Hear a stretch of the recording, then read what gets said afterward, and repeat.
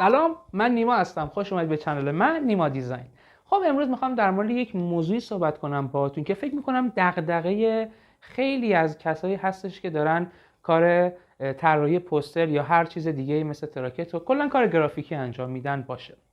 یه نکته‌ای که اینجا هستش انتخاب فونته.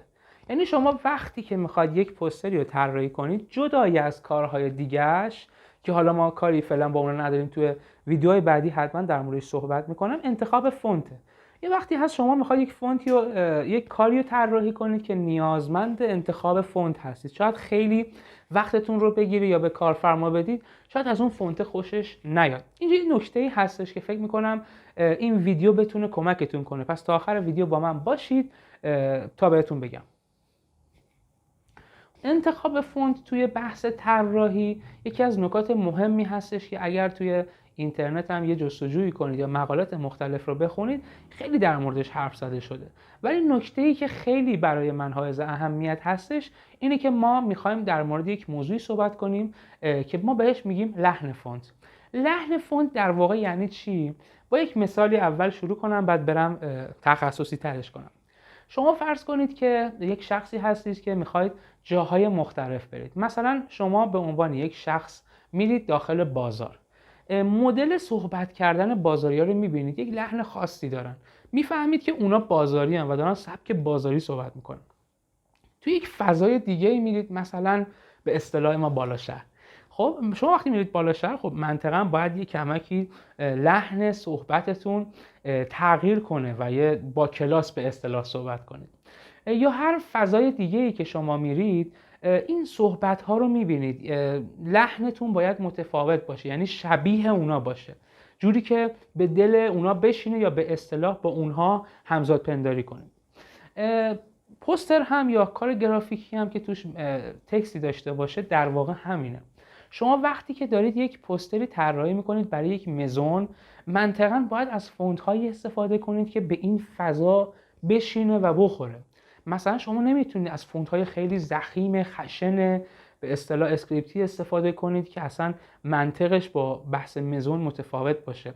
یک فونتی مثلا برای بحث مهد کودک یا کودکی بخواید استفاده کنید، از فونت های خیلی رسمی به اصطلاح خیلی سفت محکمی استفاده کنید که اصلا به اون فضا نخوره. ما به این میگیم لحن فونت.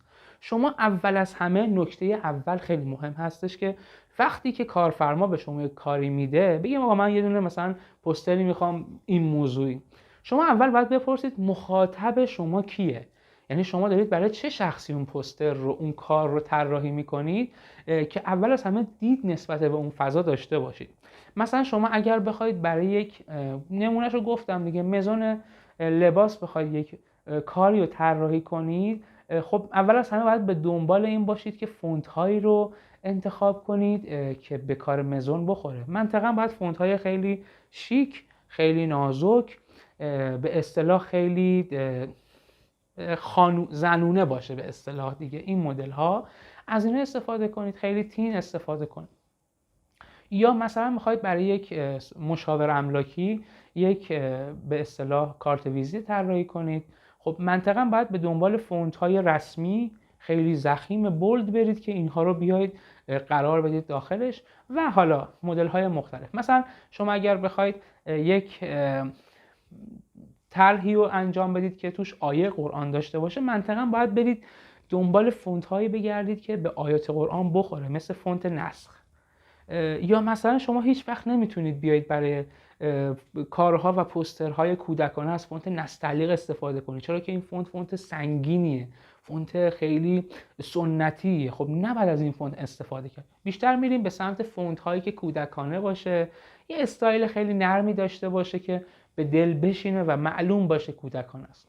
پس این تکنیک رو به نظر من با دیدن کارهای مختلف و اصولی میتونید کسبش کنید. یک دو آکادمیک، همین آکادمیک که گفتم لحن فونت هستش که شما اول از همه باید برید فونت ها رو مثلا برای خودتون دسته‌بندی کنید. یه سری فونت ها هست، یه سری سایت های مختلفی هم هست که این فونت ها رو کاتگوری دسته‌بندی کرده و شما میرید مثلا با این مدل انتخاب میکنید، میرید اون فونت ها رو پیدا میکنید. یکی همین که ما متاسفانه الان کلا اگر بخوایم مثلا ببینیم از 10 تا فونت بیشتر استفاده نمی‌کنیم تو کارامون.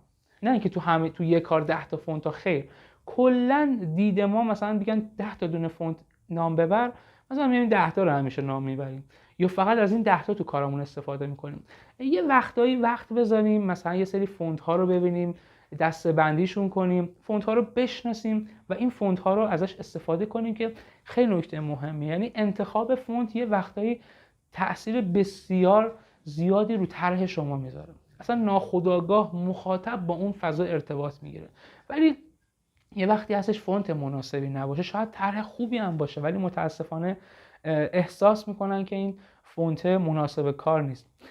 از فونت هایی که ناخواناست و اصولی نیست هم استفاده نکنید.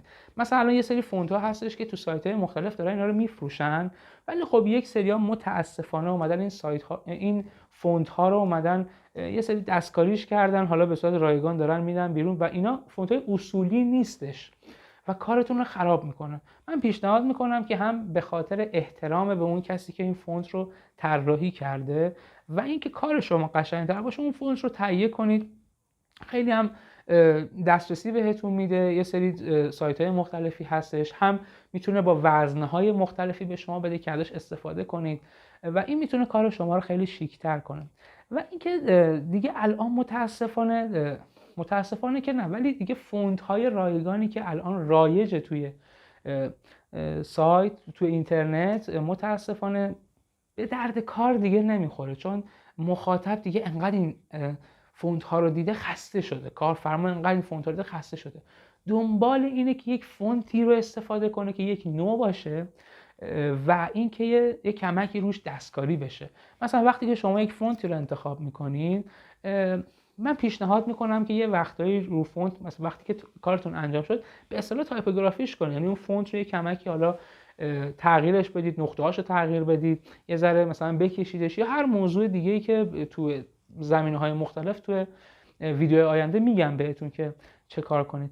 پیشنهاد میکنم که حتما لحن فونت رو روش کار کنید و سوالی هم که پرسید چطور، این هستش که شما گفتم در سایت های مختلفی که الان مثلا پینترست مثلا شما نگاه کنید، یک دنیا طرح‌های مختلفی میاد که میتونید شما لحن فونت رو ببینید.